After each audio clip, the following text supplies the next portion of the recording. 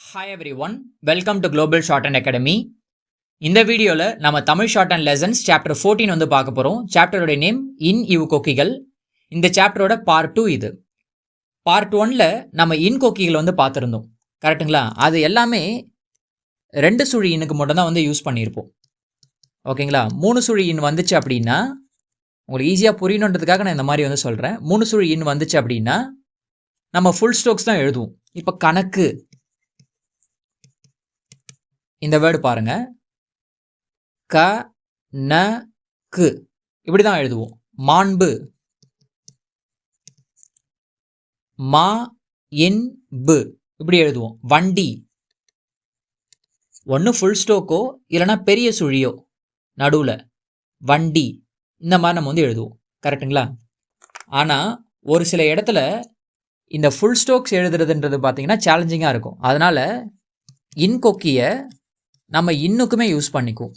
ஆனால் பெரும்பாலான இடத்துல யூஸ் பண்ண மாட்டோம். ஒரு சில இடத்துல ஸ்ட்ரோக் வந்து பெருசாக போகும், எழுதுறதுக்கு வாட்டமாக இருக்காது. அதனால் இந்த இன்னுக்குமே இந்த இன்கோக்கை வந்து யூஸ் பண்ணியிருப்பாங்க. இப்போ கண்காட்சின்ற வேர்டு பாருங்கள், நான் எப்பயும் போல் எழுதுகிறேன் நார்மலாக. கா இன் கா ஷி, கண்காட்சி. கண்காணிப்பு,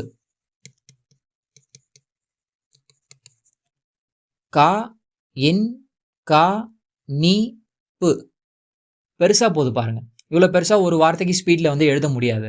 அதனால் என்ன பண்ணிக்க சொல்கிறாங்கன்னா, இந்த இன்கோக்கி இந்த இன்னுக்குமே யூஸ் பண்ணிக்கோங்க. ஒரு வார்த்தையோட அவுட்லைன் ரொம்ப பெருசாக போச்சுனாவோ இல்லைனா எழுதுறதுக்கு வாட்டமாக இல்லைனாவோ அப்படின்ட்டு. அப்போ கண்காட்சி எப்படி எழுதுறதுன்னா, கண் காட்சி இப்படி எழுதுறது ஈஸியாக இருக்கும். கண்காணிப்பு, கண் காணிப்பு இப்படி எழுதுறது ஈஸியாக இருக்கும். ஓகே, இப்படி எழுத சொல்லியிருப்பாங்க, சரிங்களா? அடுத்து இந்த தா இருக்கு இல்லையா, நம்ம தா கொக்கி வந்து படிச்சிருந்தோம், நடுவில் வந்து எழுதலாம் அப்படின்னு சொல்லிட்டு. இப்போ பாதகம் அப்படின்னா பா த கம் இப்படி நம்ம வந்து எழுதுவோம். பதிப்பு அப்படின்னா பா தி பு இப்படி நம்ம வந்து எழுதுவோம். கைத்திறன்,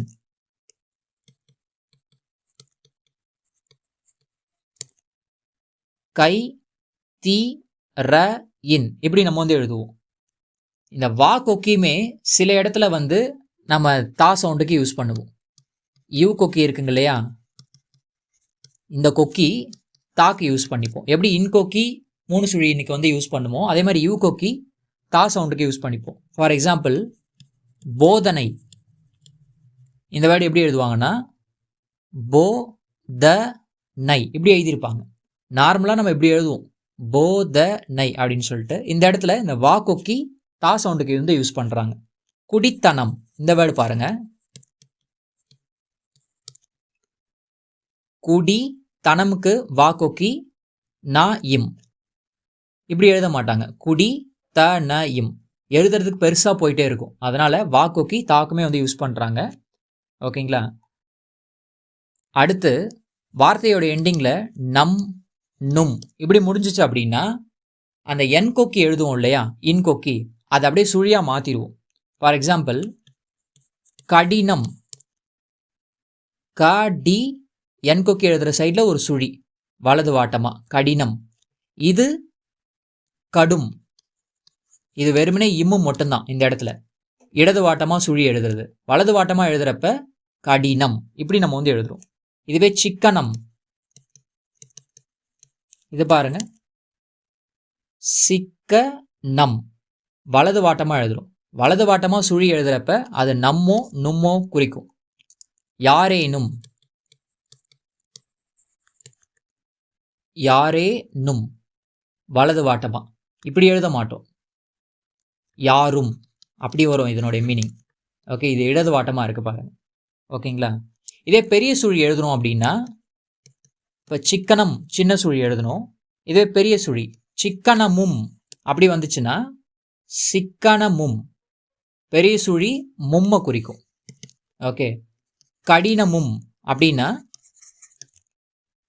கடினமும் நமும் அப்படின்றத நம்ம இந்த மாதிரி எழுதுறோம், ஓகேங்களா? அடுத்து அவனும், இதை எப்படி எழுதுறோம் பாருங்க. அவன்ன்றத நம்ம இந்த மாதிரி எழுதுவோம், அ வ இன் கொக்கி நம்ம வந்து யூஸ் பண்ணுவோம். அவனும் அப்படின்னு வரப்ப நம்ம அ வ இன் கொக்கி அதுக்குள்ள ஒரு சர்க்கிள் இருக்கிற மாதிரி எழுதணும். ஓகேங்களா? நேர்கோடுகளில் வந்து நம்ம அப்படியே என் கொக்கி சுழி பண்ணிட்டோம். ஆனால் இங்கே அந்த மாதிரி சுழி பண்ண முடியாது. இப்படி சுழி பண்ணணும்னு வச்சுக்கோங்களேன், இது வந்து அவம் அப்படி ஆயிரும். இதெல்லாம் நான் சவுண்டே தெரியாது. அதனால கொக்கிக்குள்ள ஒரு சுழி இருக்கிற மாதிரி எழுதணும். அதே தான் மிகவும். இதுவே பாருங்க, மீ க உ அந்த வா கொக்கி எழுதிட்டு அதில் சர்க்கிள் இப்படி எழுதிடக்கூடாது. இப்படி எழுதிட்டோம் அப்படின்னா அது மிகவும் ஆயிரும். ஓகேங்களா? இந்த இடத்துல அந்த சுழிக்குள்ள சர்க்கிள். நேர்கோடுகளில் என் கொக்கி எழுதுறப்ப அங்கே நம்ம சர்க்கிள் பண்ணலாம். ஆனால் வளைவு கோடுகளில் என் கொக்கி எழுதுறப்ப அங்கே நம்ம வந்து அப்படியே சுழி பண்ண முடியாது. கொக்கிக்குள்ளே தான் சுழி எழுதுகிற மாதிரி இருக்கும். அதே மாதிரி யூ கொக்கிக்குள்ளே நம்ம வந்து சர்க்கிள் எழுதுகிற மாதிரி இருக்கும் இம் சவுண்டு வந்துச்சு அப்படின்னா. ஓகேங்களா? மிகவும். இன்னொரு எக்ஸாம்பிள் பார்க்கலாம். போகவும். போ க உ இம். கொக்கி எழுதிட்டு அதில் சர்க்கிள் போடணும். இப்படி எழுதிட்டோம்னா அது போகும் ஆயிரும். ஓகேங்களா? அந்த வா சவுண்டு தெரியணும்னா கொக்கி எழுதணும். இங்கே வளைவு கோடுகளில் என் கொக்கி எழுதிருக்கிறப்ப அங்கேயுமே என் கொக்கி எழுதிட்டு சர்க்கிள் போடணும். நேர்கோடுகளில் மட்டும்தான் அப்படியே என் கொக்கி இருக்கிற இடத்துல அப்படியே சர்க்கிள் போட்டுருவோம். கொக்கிக்குள்ளே எழுதுகிற மாதிரி இல்லாமல் அப்படியே சர்க்கிள் வந்து போட்டுருவோம். சரிங்களா? அடுத்து நலன். இதை எப்படி எழுதுவோம்னா நல்லு என் எழுதுவோம். இதுவே நலன்கள் அப்படி வந்துச்சுன்னா நலன் எழுதிட்டு இந்த கல்லுக்கு இந்த மாதிரி சின்னதாக ஒரு கோடு வரைஞ்சிக்கும். நலன்கள். இப்போ வாகனம். இதை எப்படி எழுதுவோம்னா வாகனம். இதுவே வாகனங்கள் அப்படி வந்தா இந்த கல்லுக்கு வாகனம்கள் இந்த சின்ன கோடு. மான். இது எப்படி எழுதுவோம்னா மான். இதுவே மான்கள் அப்படி வரப்ப மான்கள். இந்த பன்மை விகுதி நம்ம இந்த மாதிரி சின்ன ஒரு கோடு நம்ம வந்து போட்டுக்குவோம். ஓகேங்களா? அடுத்து ஆயினும். இதை நார்மலாக வந்துச்சுன்னா நம்ம இந்த சைன் வந்து போட்டுக்குவோம். கரெக்டுங்களா? ஆயினும் அப்படின்னு சொல்லிட்டு. ஆனால் வார்த்தையோட எண்டிங்கில் வரப்ப இந்த இ நா கொக்கி எம் ஆயினும் இதை நம்ம வந்து யூஸ் பண்ணுவோம். இதை சேர்த்து எழுதுவோம். ஓகேங்களா? ஆரம்பத்தில் வந்துச்சுன்னா இந்த மாதிரி எழுதலாம், தனியாக வந்துச்சுன்னா இந்த மாதிரி எழுதலாம். எண்டிங்கில் வரப்போ நம்ம இந்த மாதிரி எழுதுவோம். ஓகேங்களா? எக்ஸாம்பிளுக்கு அப்பொழுதாயினும்.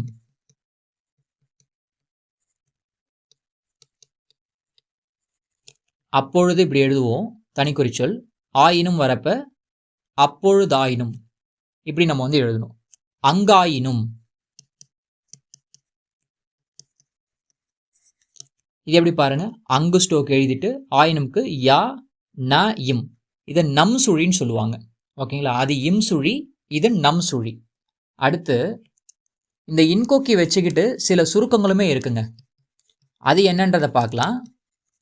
இந்த இன்கொக்கி தான் இந்த வார்த்தையை வந்து குறிக்கும். எக்ஸாம்பிளுக்கு அங்குன்றதை நம்ம எப்படி எழுதுவோம்? ஃபர்ஸ்ட் பிளேஸில் இங்கு எழுதுவோம். கரெக்டுங்களா?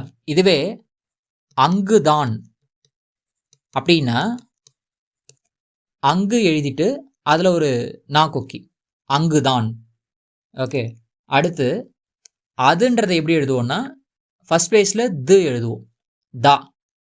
அதுதான் அப்படின்னு வரப்ப அதில் என் கொக்கி அதுதான். அடுத்து ஏற்பாடு இப்படி எழுதுவோம். ஏற்பாடு. ஏற்பாடு தான் அப்படின்னு வரப்ப ஏற்பாடு தான் நா கொக்கி எழுதணும். இடத்துக்கு ஏற்ற மாதிரி அங்குதான் இதை நான்னு படிக்கலாம், அதுதான்ன்றதை தன்னுன்னு படிக்கலாம். ஓகே. இடத்துக்கு ஏற்ற மாதிரி இது அங்குதான் அப்படின்னு கரெக்டாக படிக்கணும். இல்லைனா இங்கே வந்து கரெக்டாக எழுதணும். ஓகேங்களா? பயிற்சி 44 கொடுத்துருக்குறாங்க ப்ராக்டிஸ் பண்ணுறதுக்கு. அதில் இருக்கிற ஒவ்வொரு வார்த்தைகளுமே வந்து 3 to 5 லைன்ஸ் வந்து எழுதி பார்க்கணுங்க. ஓகேங்களா? இந்த சாப்டருக்கு வந்து தனிக்குறிச்சொற்கள் கொடுத்துருக்குறாங்க. நம்ம அடுத்த வீடியோவில் அதை பார்க்கலாம். தேங்க்யூ.